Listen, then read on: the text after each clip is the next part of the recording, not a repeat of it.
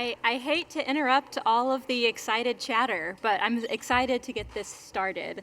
Welcome, everyone. My name is Brandy Frisbee, and I am the Associate Provost for Academic Affairs at the University of Kentucky. It is my true delight to be here to welcome you to the Bale Boone Symposium. I want to make sure that we acknowledge our guest, our incredible Gaines Center. The Gaines Center was founded in 1984 by a generous gift from John and Joan Gaines.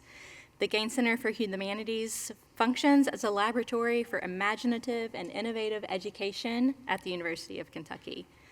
They're devoted to cultivating an appreciation of the humanities for both students and faculty.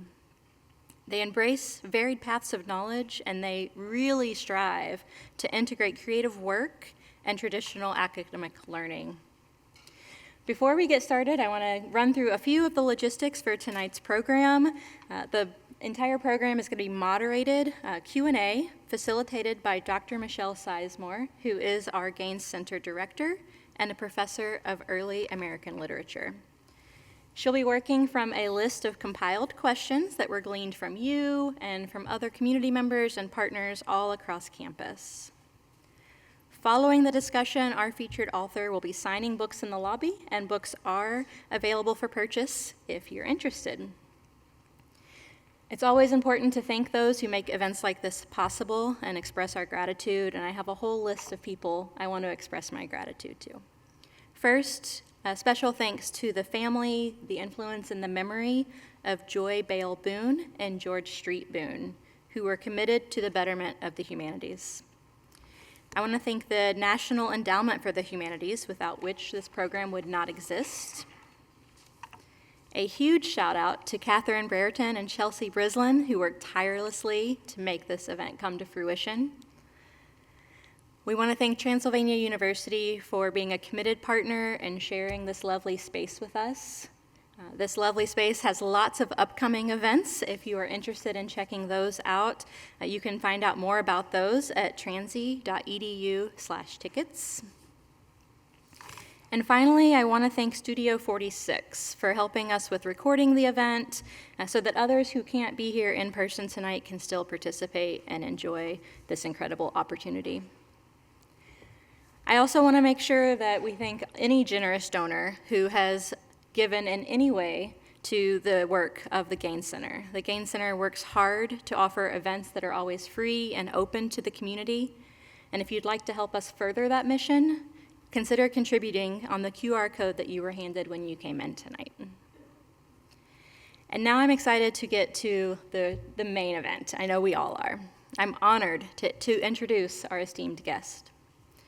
Emily St. John Mandel is the author of 6 novels, most recently The Sea of Tranquility, which has been translated into 25 languages and was selected by President Barack Obama as one of his favorite books of 2022.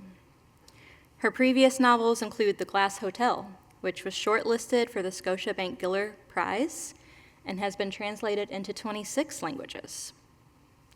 This year is the 10-year anniversary of Mandel's book, Station 11, which was a finalist for a National Book Award and the Penn Faulkner Award. It won the 2015 Arthur C. Clarke Award, among other honors, and has been translated into 36 languages. Station 11 also aired as a limited series on HBO Max. Mandel splits her time between New York City and Los Angeles, and we're so pleased that she has agreed to join us here in Kentucky this evening. So please join us in welcoming Emily St. John Mandel.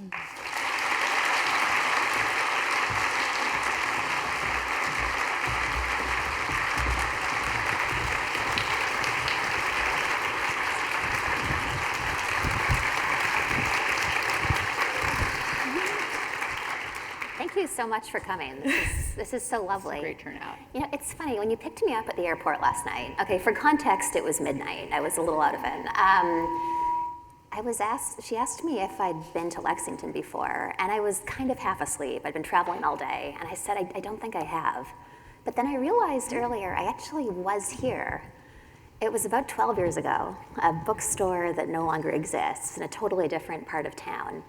and 3 people showed up. So thank you so much. This is so much nicer. I appreciate all of you. Yeah. So welcome to Kentucky. Thank you. Re-welcome to Kentucky. I know everyone here in the Hagen Auditorium tonight is really excited to welcome you back. Well, thank you. So thank you for being here with us. So Kentuckians are distinctive for many reasons. For instance, we like to debate which region of the country that Kentucky falls into. Okay. A lot. What are the contenders? So is it the Midwest? Is it the South? Is it the Upper South?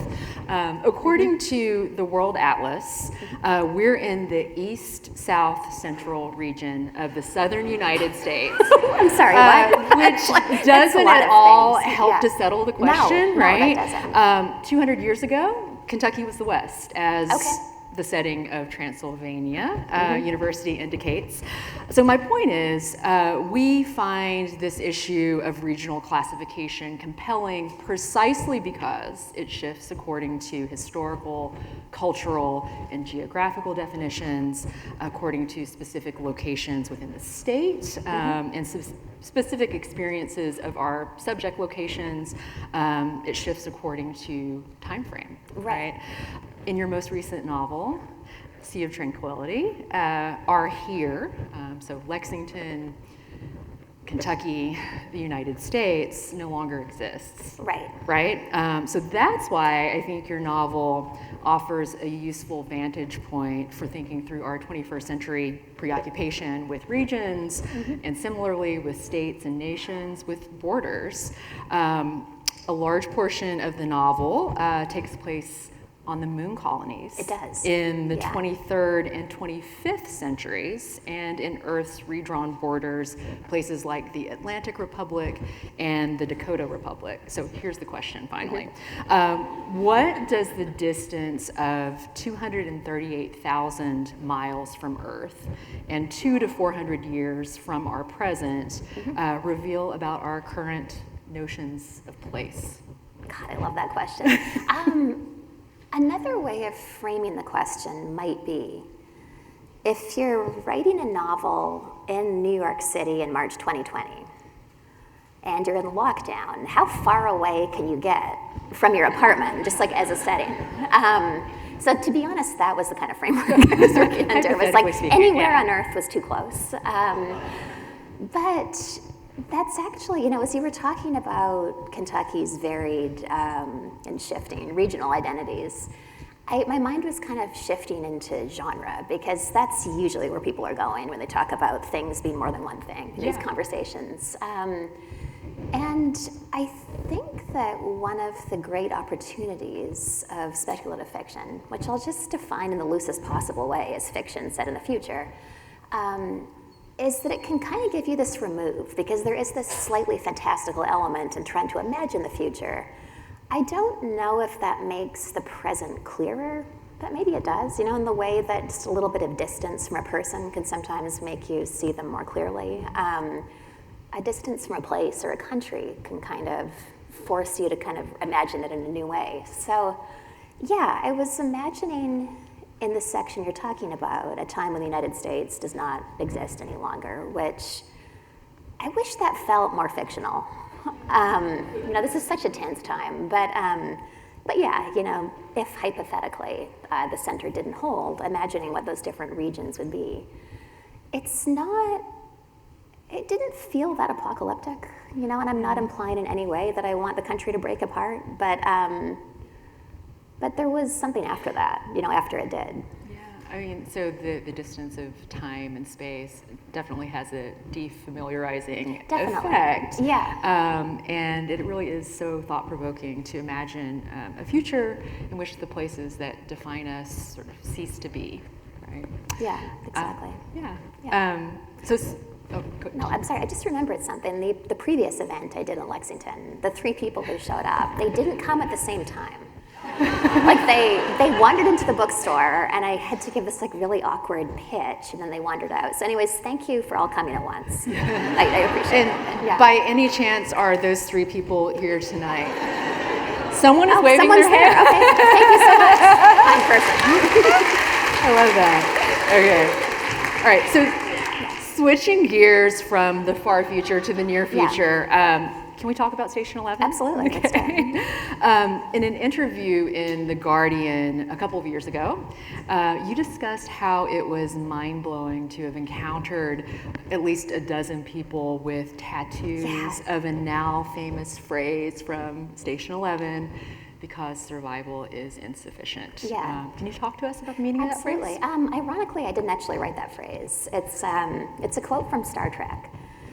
So I grew up on a tiny island in southwestern British Columbia, and my parents were hippies. They were kind of just anti-television, just in general. So I didn't get a TV until I was about 13, and it was just kind of like a concession to TV. It was this tiny little black and white TV. On this island where I grew up, there were 2 channels, and one of those channels played a lot of Star Trek in the afternoons. So I ended up watching like really a lot of Star Trek over the next few years. And you know, it's funny, you can't predict what random line from a TV show that you watch when you're 19 will live in your head for the rest of your life. But yeah, episode 122 of Star Trek Voyager. And I can't remember it written by Ron Moore. I don't remember if this line of dialogue is delivered by Seven of Nine or by Captain Janeway, but somebody says survival is insufficient. And it just stayed with me because in all seriousness, it seems to me to be the most concise, eloquent expression of something I believe to be true, which is that of course we're not satisfied with just the basics of mere survival. And that's why we have things like books and universities. It's why we'll do things as a species, like play musical instruments in refugee camps or put on plays in war zones. There was kind of an amazing example of this idea a few years ago. The city of Daria in Syria was under bombardment by government forces and had been for 2 years when the BBC came in and reported that citizens had established a secret underground library. It was incredible, and I remember hearing this story on the radio and then looking it up later.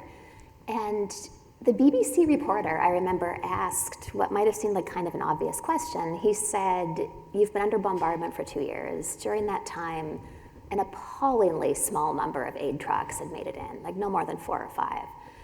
He said, would your lives not be better served by putting your limited resources to gathering food and water and medical supplies, not books?" And the response was no, the books are of the utmost importance because they feed your soul in difficult times. So you don't have to go to these post-apocalyptic futures to find that idea. I think it's kind of all around us in our frequently appalling present day. But I think, as I was writing the book, I started thinking about that line from Star Trek that I'd been thinking of all those years. And it seemed to me that it was sort of the answer to a question that would come up all the time. Basically the same question as that BBC reporter, which is like, what are you doing? These are difficult times. Should you not be more focused on survival?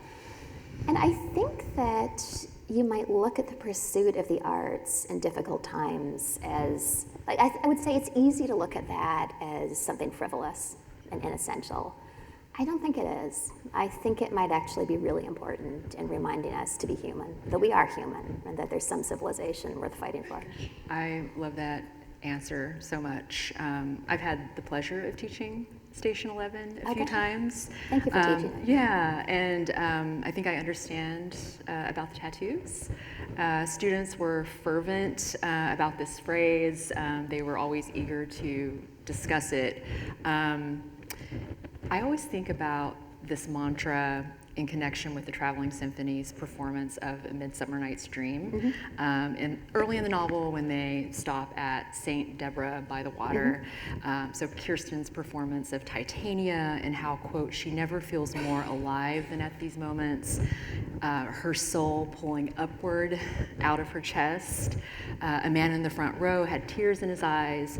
Part of the reason why I think, at least, that students, and I've taught this to freshman classes, have been captivated by this idea is because it helps them articulate, perhaps for the first time, that art unleashes an important dimension of being human. As you were saying, it has the power to enlarge and expand us. It allows us to experience moments of transcendent joy and beauty, as you say elsewhere in the novel. And I do have a follow-up question about this phrase from an audience member, an excellent follow-up question, but I'm going to withhold their name because I don't want them to get in trouble with their coworkers, and you'll see where I'm going with this in just a moment. I'm a little scared. You should be nervous. So it's a question about how to respond to those who don't value art or who don't recognize the full value of art. And this is a question that many of my students have as well, usually with their program of study. There's so many stories about defending their choice of becoming an English major to concerned relatives and friends. So here's the question. I feel safe saying that most of us here at this event would agree that art and beauty are necessary conditions for human flourishing, that survival is insufficient. However, I work in an environment where many of my colleagues, some of whom are friends, would say that survival is indeed sufficient, that art and beauty are at best superfluous and often a waste of time and resources that could be better directed at more pragmatic purposes. I find myself vacillating between feeling the need to preach the value of art and beauty to everyone, or retreating to a corner with a few like-minded people while minding my own business. What is your posture or response towards colleagues or acquaintances that lean toward pragmatism and may not see art and beauty as necessary conditions for human flourishing? Do you have a stock response for us? Do I know anybody who doesn't? Well, I mean, I feel like I'm in kind of a privileged bubble here by nature of the work I do. But if I'm just spitballing here, you could say the same thing about football. It's like, different people like different things. I'm not against, it's like, presumably this person isn't, dissing their colleagues' joy of, say, sports. I don't know, maybe the way to address that is to make it more personal. Yeah. Like, I personally find that, just waking up in the morning and making enough money to afford my rent or mortgage and buying groceries and going home and going to bed, that's not enough for me. I personally need more than that, and that's why I value these things. That might be the way to frame it. Yeah. Because you also, you don't want to be the preacher, it's like, I think people tune out at that point. Yeah. Maybe making it personal is the way to go. I love that advice. So one more question on this topic from Jim Seaver in the audience. In the early weeks of the COVID-19 pandemic in mid-2020, when everything seemed to shut down and much was uncertain, how did the Traveling Symphony's credo take on new meaning for you? And what, if anything, did you do to enact it in your own life? You may have alluded to this earlier, right at the beginning. I started writing a novel, and it was, the project was kind of to maintain my sanity, to be honest. It's like a number of years have passed, and we all have time and perspective and knowledge, and we're vaccinated and boosted, and we've done all the things. I think it's easy to forget the terror of the beginning, where we really didn't know what the mortality rate was or how our children would be affected. There was just so much fear and uncertainty, and I don't think it changed the way I thought about the Traveling Symphony, but it did make me feel like I need to start writing a new novel, because in the early days of writing a novel, before anybody else has seen it, it's kind of a private world in which you can step into and nobody else can. And it's a world over which you have total control, which is the opposite of life in an early pandemic, where you're just flailing around trying to not die. So, I started Sea of Tranquility, which it's weird. It would be weird to call it a COVID-19 novel in a way, because it's not about COVID-19, but there are a couple of sections that are about the experience of being in a fictional 23rd century pandemic. But it's so much a product of its time. I don't think I would have written it if the pandemic hadn't happened. That makes sense. I think you've anticipated where I'm going potentially with this next question in your answer. This seems like a good point to proceed further into a subject that you've been asked about repeatedly since 2020, the subject of pandemics, about which Station 11 has been called eerily prescient. Mm-hmm. So my version of the pandemic question is inspired by this year's theme at the Gain Center, Health in the Humanities. The U.S. Department of Health and Human Services declared an end to COVID-19 as a federal public health emergency last May 2023. I think it's fair to say that we, the population that survived, are dealing with a range of after effects, none of which we understand very well yet, including long COVID. Station 11 grapples with the after effects of a global pandemic. And so, although there are serious differences between the ravages of the Georgia flu and COVID-19, what insights do you think that the novel might have to offer for the societal impacts of the pandemic we all experienced?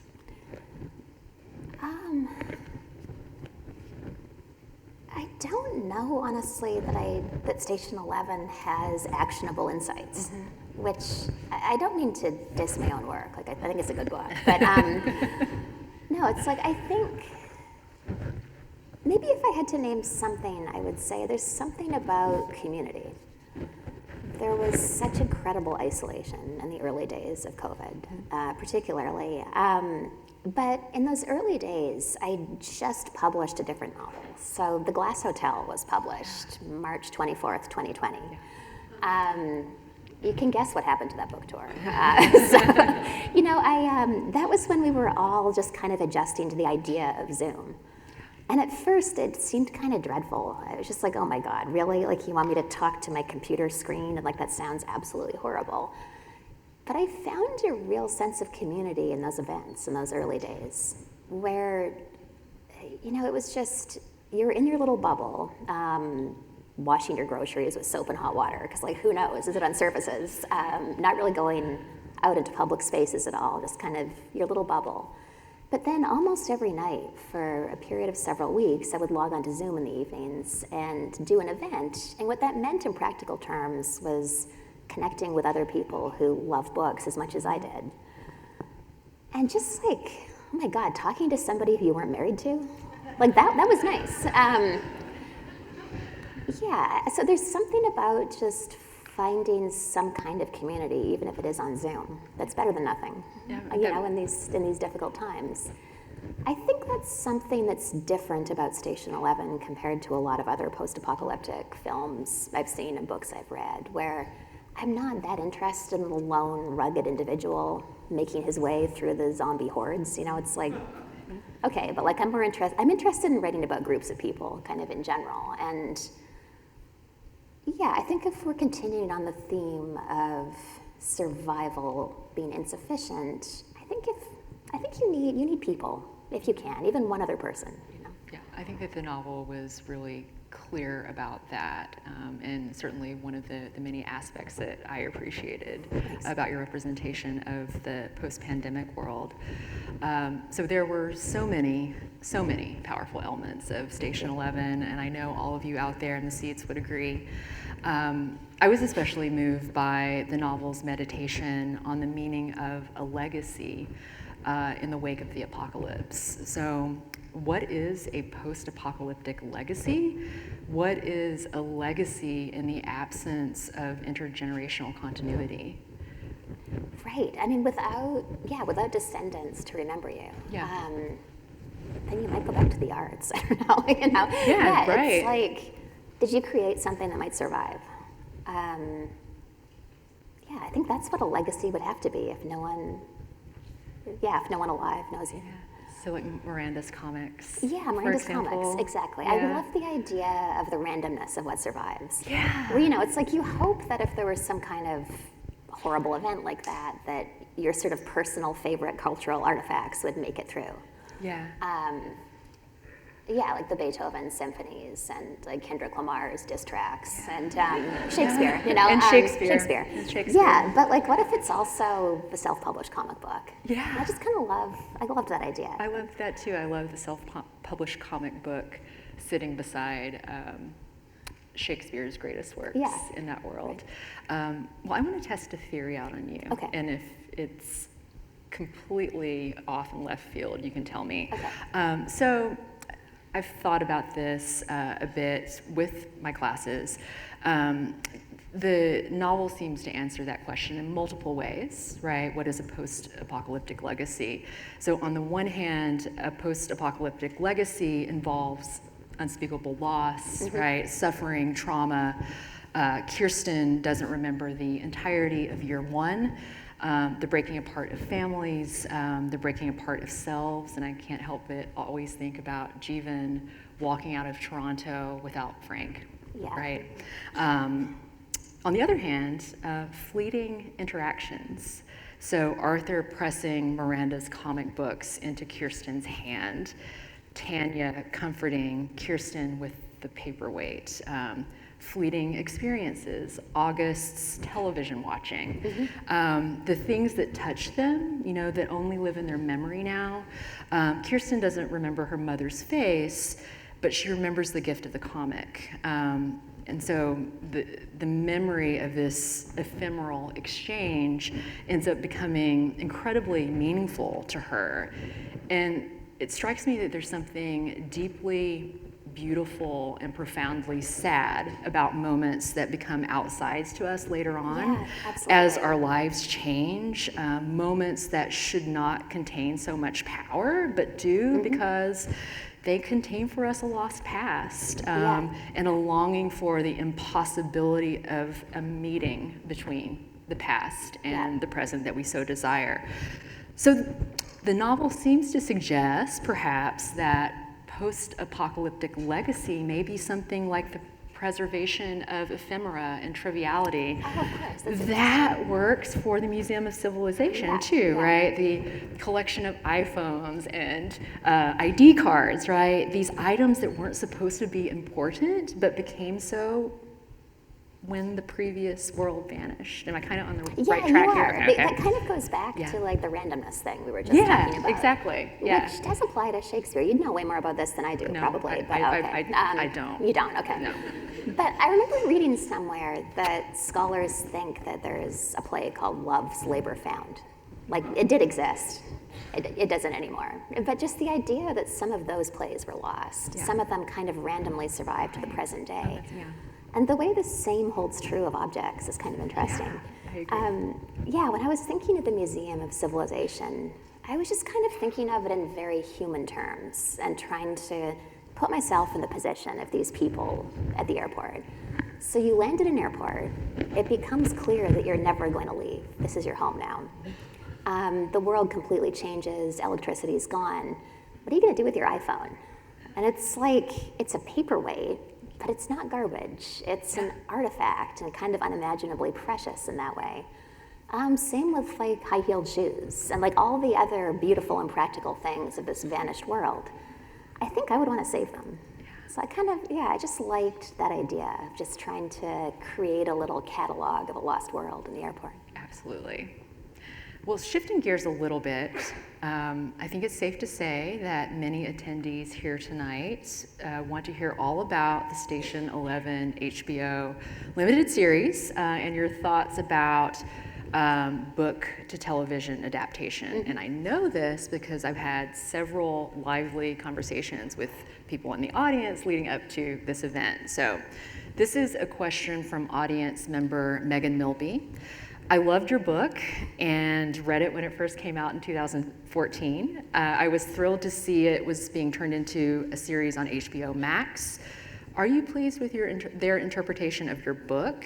And then Janet Boyd adds, what are your thoughts about the differences between the novel and the TV adaptation of Station 11? So feel free to answer either or both, or just jump in. If there's interest, I'll get into a little bit of backstory. So I think it was the same tour where I came through Lexington in 2012. I had an event scheduled for the outskirts of Chicago. And I know nobody in Chicago. So I was like, nobody's gonna come. So I thought maybe I could pair up with a Chicago writer. And then, their fans will be at the event, and like there'll just be more people. So I emailed the one Chicago writer I know, Gina Frangelo. She wasn't free, but she said, oh, my friend Patrick Somerville just published his book in paperback. He said, why don't I connect you two? So I emailed with Patrick, and he was like, absolutely, I'm in, that sounds fun. He said, the only thing is, though, I have to write a story about a gun show for GQ that I have to go to that morning. He was like, hey, do you want to go to a gun show with me? I was like, sure. And I was raised by pacifist Canadians. I did not grow up with guns. So this guy I'd never met picks me up at the airport at like 7 a.m. And we head out to like outer Chicagoland. It was like fields out there. And we go to this gun show, and I can't tell you how kind of January 6th the vibe was, like even back then, where it was like, these were not reasonable mainstream gun owners. This was like Nazi paraphernalia. It was the creepiest thing. We were both completely shaken. So we leave the gun show, it's like, oh my God, what was that and who are these people? And then, carry on with the day. And we went to the bookstore that evening. And I was like, this is gonna be great because I'm paired up with a Chicago novelist, so they'll promote the event, with both of us. The promotion consisted of adding his name to the poster with a Sharpie, but misspelled, I think like Somerville with 2 M's. And then, we get there and introduce ourselves to the bookstore clerk. And she said, oh, let me go get Deborah, the events coordinator. And she comes back after a while and says, Deborah doesn't feel the need to come out and say hi because she didn't book this event. We were like, okay. So then we do the event and 4 people show up. Me plus Patrick Somerville equaled 4 audience members back then. And then we kind of like went on our separate ways. But what was important about that day was I met Patrick, and I just remember having just a really nice conversation about books and what we were doing with our lives, where he was obviously in a not dissimilar position to me of like publishing books that almost nobody read. And he said, you know what, I think I'm gonna go to LA, like try to get some traction with screenwriting. I said, I'm working on this weird post-apocalyptic novel. I'm gonna see like what I can do with it. And we went our separate ways. And then a number of years later, he was in a position to acquire that novel for TV. And I remember he called me in 2017. And he said, if you're interested, there could be a place for you in the writer's room, like if you wanted to work on the adaptation. These days, I really love TV writing. It's something I'm into. Back then, I was like, no, I have zero interest in TV writing. I'm gonna go write The Glass Hotel, like you just do your thing. So he went and just did his thing.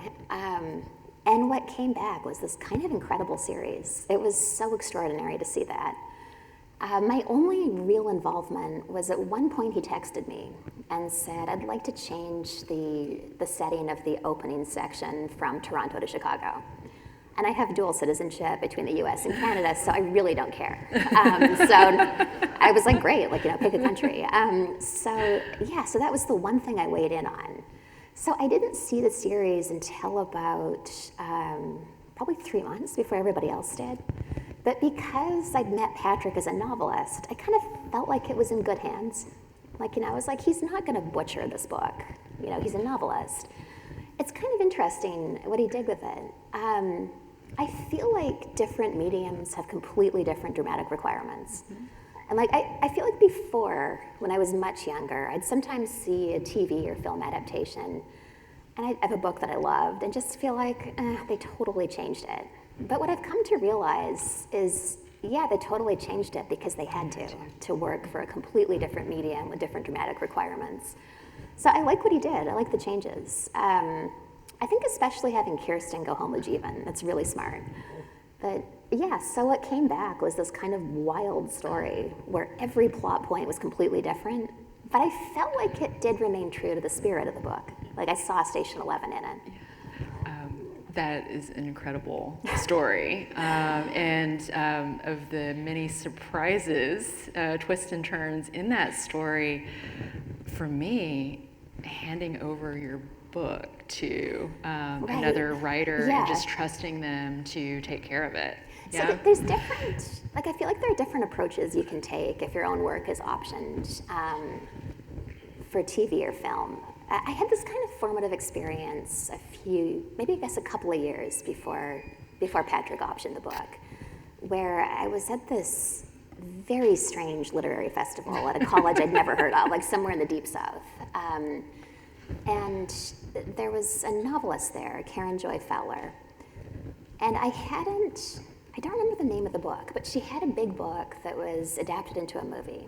I hadn't read the book or seen the movie, so I have no opinion here. But somebody said to her, so what did you think about the film adaptation? Like in a way that made it clear this person thought it was terrible. And she said something profound. She said, I love the film adaptation because it's the reason why I own a house in Santa Cruz. And then, she went on to expand on that a little bit. She said, you know what, you gotta let go. Like if you sell those rights, you've sold them, they're gone. You have to let that project kind of go out into the world. So you can either approach it with that kind of detachment, which I think is kind of healthy, because at the time I knew nothing about TV writing. Or you can try to be involved every step of the way, which is what I do now. but yeah,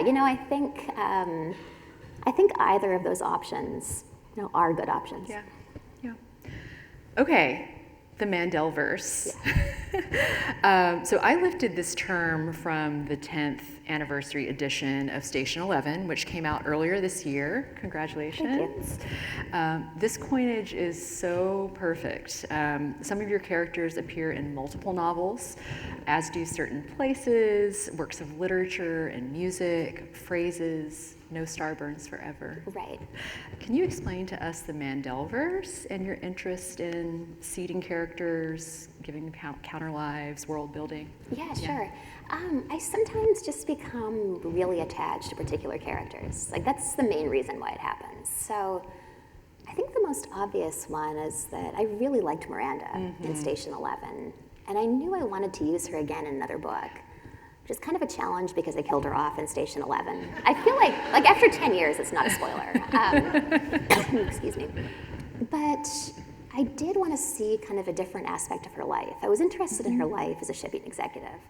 So then in the Glass Hotel, I tried to sort of seed the idea of the Glass Hotel and Station 11 being in parallel universes. And I brought back Miranda to kind of develop that character a bit more fully, spend some more time with her. Sometimes it's just that. When I was writing Sea of Tranquility, I realized pretty early on that I wanted to write a time travel novel because the pandemic was horrible and I thought it would be fun. It was really the reason. But then I had to pick my timelines. So I kind of wanted to write about the life of a great-grandfather of mine, which is how I got the 1912 timeline. Right. I'm fascinated by the month of February 2020. That kind of mass failure of imagination, where it's not that we didn't know the pandemic was coming, it's that we didn't believe it. And that disconnect is interesting to me. And then there were the timelines in the far future. And as I started writing, I realized I have this whole cast of characters from the book I just published. Yeah. So they were very plausibly in New York City in February 2020. That's right. So then that's why I brought in Paul, Vincent, and Morella from the Glass Hotel. So it's that. Sometimes I'll just have these ideas where I'll plant a seed that I don't know if I'm ever going to use again, but I think might be cool. Like in the Glass Hotel, when Al-Qaeda goes to prison, and somebody's written "No star burns forever," like scratched it into the paint on the wall. And I was kind of planting that with no idea what I would do with it, because I just thought it might be a cool connection to something someday. And then, sure enough, our time-traveling detective in Sea of Tranquility writes those words. Sometimes it's little things, like, an electronica band that they listen to in the Lola Quartet is then like a major plot point in the Glass Hotel. Yeah, so it's like I become attached to characters, or maybe I just have just a longing for order in a chaotic universe. This idea of like, can I just pull all of these disparate things together somehow? Like that might be interesting. Yeah, and I like how there are different outcomes or counter lives for Right. your various characters. So you mentioned, is it Al-Qaeda? Is that how you pronounce it? I think Al-Qaeda? so. I might have made it up, so I'm not actually sure. He goes to prison in the Glass Hotel, but he escapes his punishment in Sea of Tranquility, he does. right? And Yeah. lives out his final days in Dubai, right? Which is his fantasy in the Glass Hotel. Exactly. Yeah. So that's really Yeah, cool. it's just sometimes fun to, I guess just explore, like the counter lives of books. Yeah.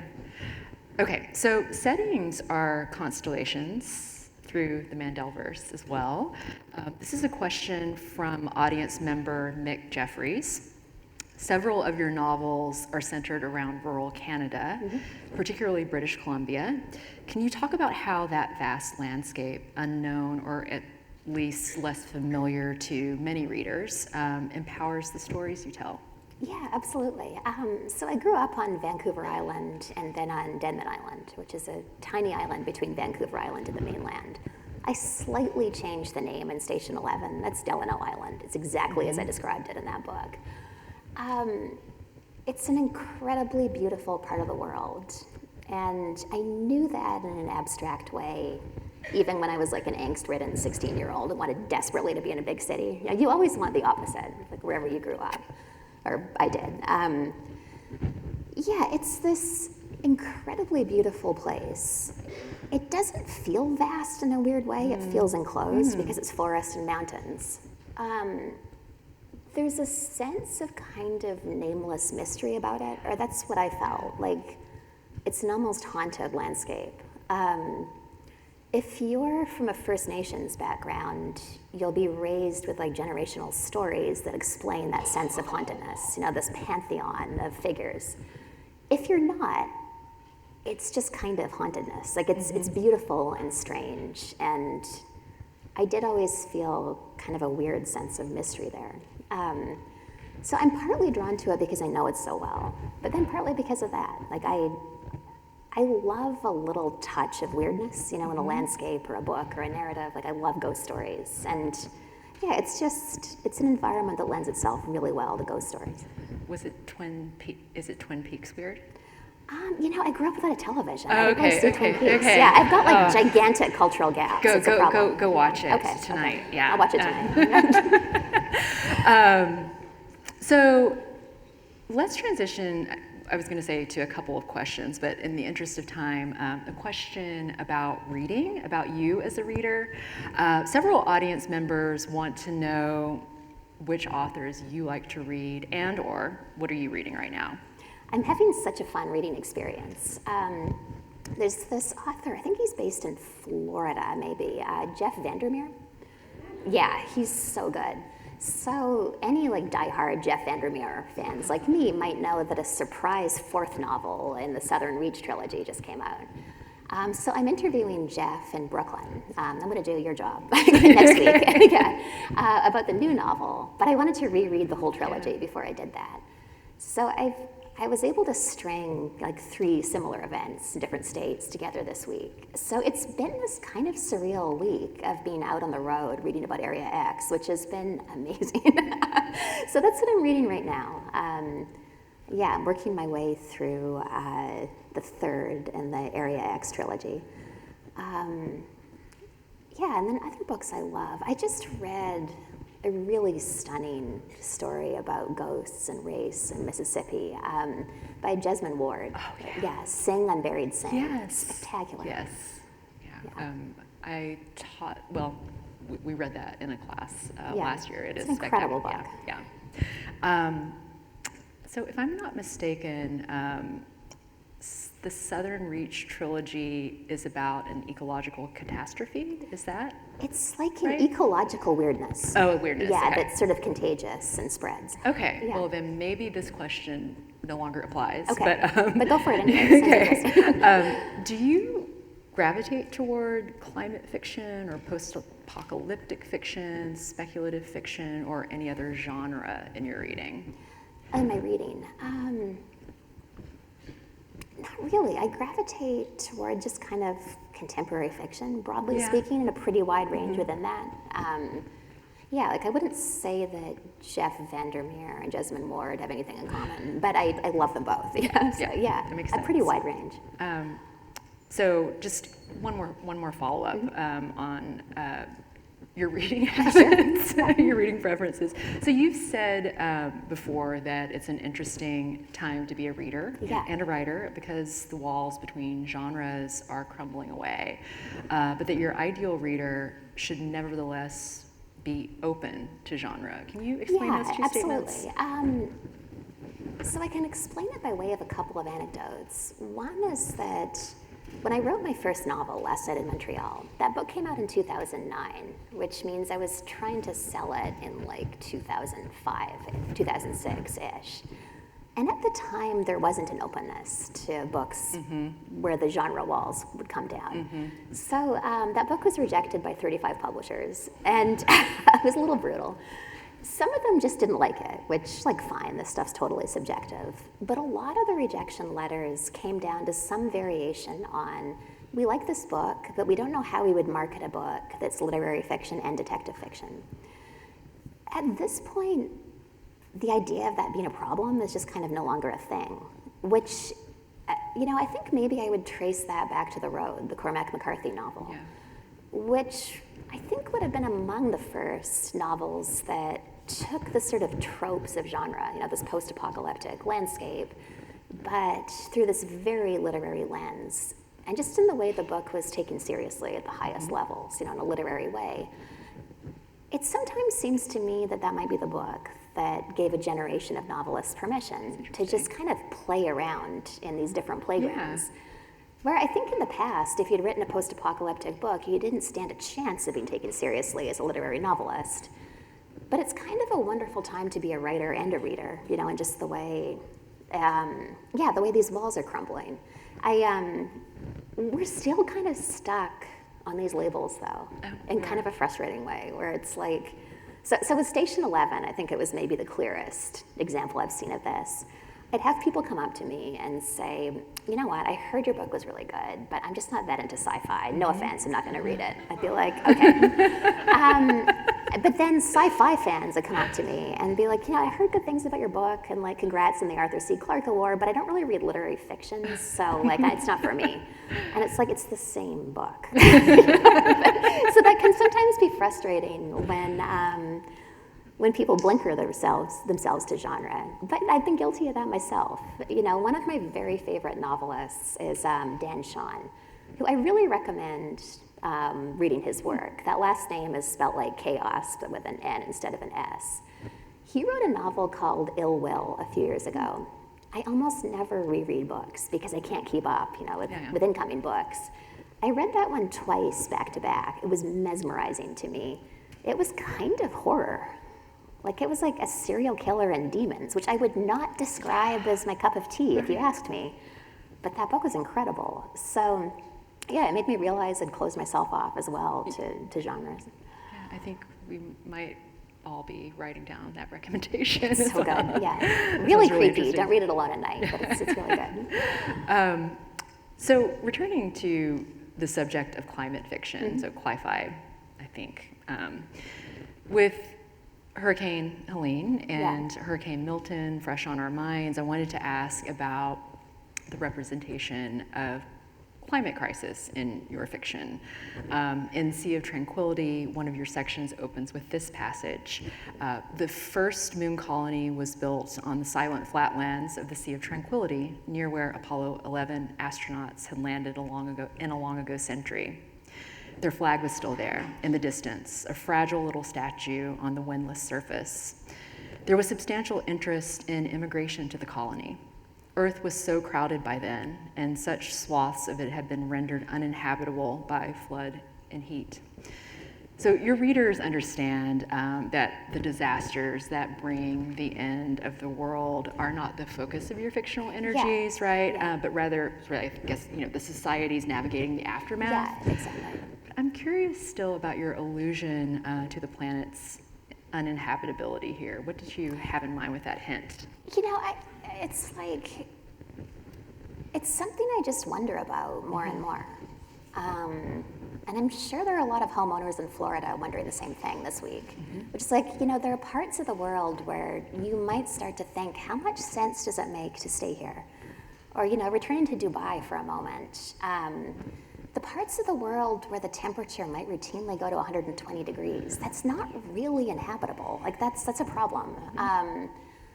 So I could imagine a withdrawal over the years from areas that are subject to extreme heat or extreme flooding. And I don't mean to imply anything serene in that image. I think withdrawal is the wrong word. Like, it'll be chaotic and terrible a lot of the time. I've kind of shied away over the years from writing fiction that specifically centered the climate crisis. I think because I felt a lot of pressure to write that. Yeah. Like people on Twitter who were like, how come you're not addressing the climate crisis? And it's just like, you go write your book. I'm working on my thing over here. But I think it's increasingly something that has to be addressed in contemporary fiction for the sake of plausibility. In the same way that now, if you're a novelist and you're writing a contemporary novel, you kind of have to think about whether by contemporary we mean 2019 or COVID or post-COVID, because those are different choices. And if the pandemic just kind of magically doesn't happen in your novel or hasn't happened, then I'm going to assume it's 2019 in this historical fiction. So it's like, sometimes there are things in the world that I think have to be accounted for in fiction for the fiction to be plausibly contemporary. That makes a lot of sense. Thank you. So continuing with Sea of Tranquility for just a moment longer, can you tell us a little bit about the simulation hypothesis and your interest in the idea that reality may be a simulation? I don't know if this is applicable, but that we may be all living in the Matrix or something like that. Right. I think that is the general idea. Okay. The simulation hypothesis, it's something I came across probably on like Reddit at 1 a.m., like just an internet rabbit hole situation. And something I've always loved about it is the way you can find very intelligent people to very convincingly argue either side of that argument. I'm not sure, to be honest. I don't think it matters, which I can get into if you want. But the reason the simulation hypothesis is in the book is I'd always wanted to write a time travel story. I'm just kind of drawn to that, since I was a teenager reading sci-fi. But the problem with time travel fiction is if you think about it for 5 minutes, it falls apart. It's like every time a traveler went back and breathed, did literally anything, surely it would start a chain reaction that would alter human history. So I thought maybe the solution to that problem would be to layer on a whole other level of sci-fi weirdness. So, enter the simulation hypothesis. There's a principle in TV writing I kind of love. We call it hanging a lantern on it. And the idea is when there's kind of a big plot hole or like something that just doesn't work, then sometimes a possible solution is to have a character point it out. And it's like the character functions as an avatar for a potentially skeptical audience. So that's why in Sea of Tranquility, I have a scientist standing next to a time machine in the 25th century saying, we don't understand why time travel works at all, because surely every time a traveler went back, that would alter all of human history. We don't understand why the timeline seems to repair itself every time. We think the fact that it does might be evidence that we're living in a simulation. So it's in the book for strictly technical reasons, to kind of solve a technical problem. Because I don't know how else to make time travel work. It's a really, really tough puzzle. But it was kind of interesting to start thinking about, well, what is a simulation? Like, a novel's a simulation, obviously. You create a world and you put people in it. And then you think, well, a city on the moon, like a moon colony, that feels like a simulation in a weird way, this kind of artificial atmosphere that they live in. But if we're saying that's a simulation compared to us, then isn't all this a simulation compared to, say, our distant ancestors? Like, this would seem equally artificial and strange. Like, what are these lights? How does air come in through vents? And then I was also thinking a little bit of it in terms of colonialism, which, when I was writing the 1912 section, as I mentioned, that character, Edwin, is very loosely based on a great-grandfather of mine. And I was thinking about the way, on this continent, in the US and Canada, people like my ancestors coming from the UK, they often came in the service of this kind of false idea about the land they were coming to. And it varies a little bit by region. In Canada, it was the myth of the empty land. This idea that there are these vast swaths of fertile territory just there for the taking. It's empty. And of course it wasn't empty, and that's why it was a bloodbath. But then I found myself thinking, if you're immigrating in the service of a completely false idea and you're living within a completely false idea, is that not itself a kind of simulation? So yeah, it started as a strictly technical fix, but then it was kind of interesting to think through some of those rabbit holes. Yeah, it's a fascinating thought experiment. Yeah. And it works so well in Sea of Tranquility. Yeah. I have one more, or two more, you can choose your own adventure. Big abstract questions, and I tried to group them in my mind. I guess the category would be big abstract questions on systems and structures. Okay. Let's do it. So option one. Are there core similarities in the governance, leadership, or organizational structures of your novels corrupt or criminal entities? So, the cult in Station 11, or the Ponzi scheme in the Glass Hotel, the Time Institute in the Sea of Tranquility, maybe human trafficking in the Singer's Gun. So that's option one. Option two, and this is from audience member Hans Purish. In both Station 11 and the Glass Hotel, logistics, shipping, and infrastructure play significant roles in the setting and narrative of the books. Both books feature descriptions of the shipping industry and give the reader glimpses into the human side of these large but otherwise invisible systems. Could you speak to how you came to the interest in these invisible infrastructures and the significance of infrastructure in your writing and thinking? Wow, that's cool. Okay, Yeah. let me see if I can somehow synthesize both. Right. So I think what drew me to an interest in the shipping industry in two books was it's this massive economic system whose scale is almost unimaginable. Yeah. Like by way of example, or by way of illustration rather, the book about it that I read is called 90% of Everything, which kind of sums up the situation. 90% of everything on and around us came to us from over the ocean. This shirt was not made in North America, neither were the shoes. Right. Our hair products, makeup, the microphones, the carpet. You start to think about that and you realize so much of what's on and around us was ferried over the oceans by people we don't even think about because we don't have to. Part of this system that's so huge that we don't see it. So it's the combination of scale and invisibility that I found really interesting. And then I have always been interested in thinking and writing about groups, groups and systems, whether it's a group of traveling actors or, a completely corrupt office like in the Glass Hotel. Or the Time Institute, where the Time Institute, I believe the line in the book, I don't remember the exact wording, but it's something to the effect of a bureaucracy is essentially an organism, and an organism will always fight to protect itself.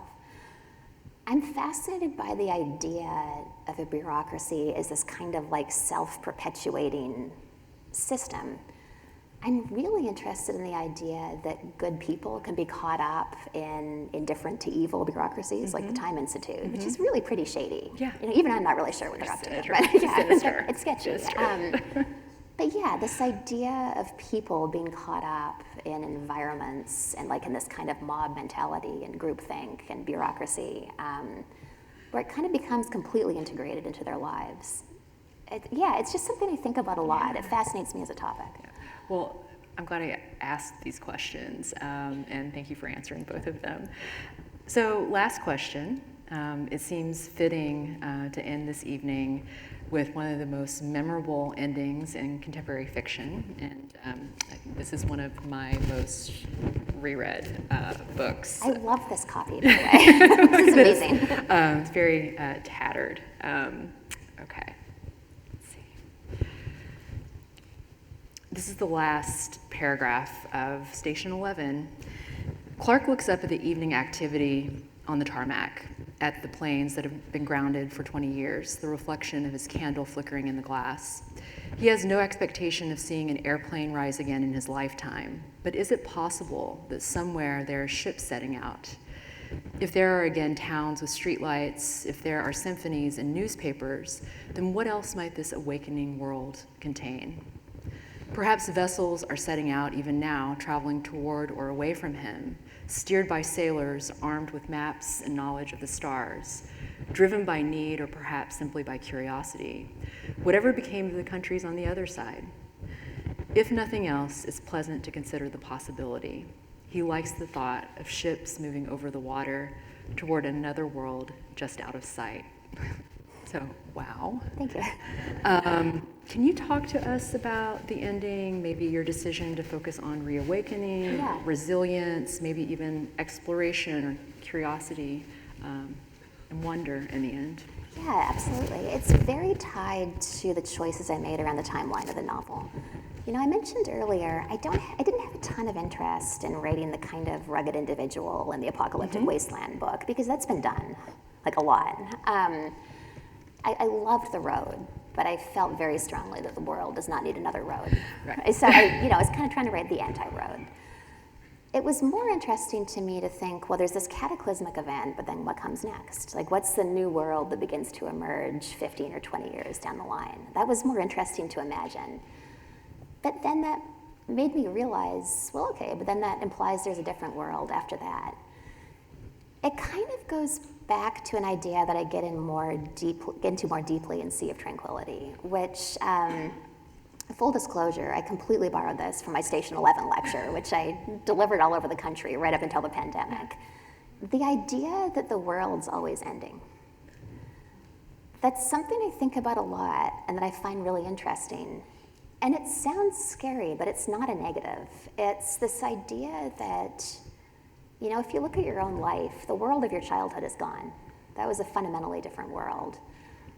The world of your great-grandchildren is unimaginable. You know, it's like the world's always ending, and a new world is kind of rotating into place around it, usually too slowly and too subtly to apprehend, I think, except in retrospect. You know, you just kind of look back and you realize, wait, this is a different world than the one I lived in 10 years ago. That idea of constant change and a continuous ending, which implies a continuous rebirth, is just really interesting to me. And it kind of gave me a focus for sort of the last sections of Station 11. I never write from an outline, you know, so I never know how the book's going to end. But by the time I was about halfway through the first draft, I had those very few last words, toward another world just out of sight, just kind of there in the back of my mind as the destination I wanted to get to. And yeah, it's an idea I really like. Thanks so much for sharing that. And thank you so much for visiting with us this evening. On behalf of the Gain Center at the University of Kentucky, it is my pleasure to present you with a memento of your visit. Thank you so much. That is a julep cup. Okay. I like that it's not breakable. Yeah. It says Gain Center for the Humanities. It's lovely. Thank you. It's meant to hold the beverage that is associated with the Kentucky Derby. Okay. The mint julep. I've never in my life had a julep, so this will be a new opportunity. Yeah, it also doubles as an excellent base. Thank you. Okay. Yes. Yeah. And it fits in my carry-on luggage, so I appreciate the scale. Perfect. So the julep cup is a symbol of hospitality, a gift that we give to guests on special occasions. And it's been such an honor to be in conversation with you this evening. Thank you so much. And again, we all so appreciate the time you've spent with us tonight. So thank you. Thank you so much.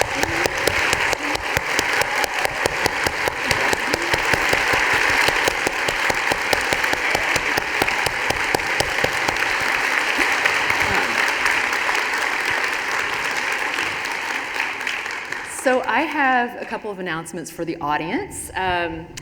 Announcement number one, we encourage you to come out and support another major fall literary event in Lexington. The 43rd Annual Kentucky Book Festival, hosted by the Kentucky Humanities Council, will take place on Saturday, November the 2nd at Joseph booksellers. Kentucky's First Lady, Brittany Bashir, is the honorary chair this year, and the entire program looks amazing. So please check out their website for the full schedule of events on Saturday and throughout the long weekend. But back to our business here. Emily will be doing a book signing in the Carrick Theater at 7:30, so that's about 15 minutes from now. We're asking audience members who will be participating in the signing to remain in their seats for a few minutes and to allow the others to exit. So if you're staying for the book signing, please remain in your seats. If you're not staying for the book signing, you're free to make your way to the aisles now.